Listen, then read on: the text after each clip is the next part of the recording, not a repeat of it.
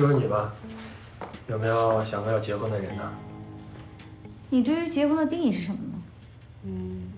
在合适的时间遇到对的人，互相提供价值，且适合长期一起生活的人。啊，你这是在找一个情绪稳定器啊。说到底，这婚姻的本质不就是价值交换吗？行了，别老结婚的了，多无聊。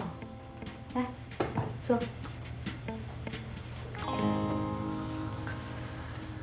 也不知道谁第一次见面就要聊结婚的事情。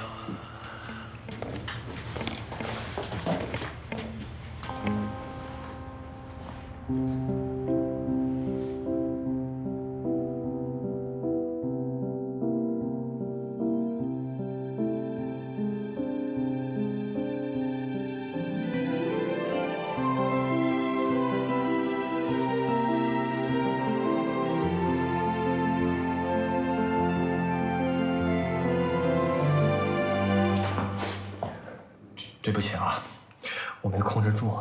对不起，你说的对，有些人怎么起？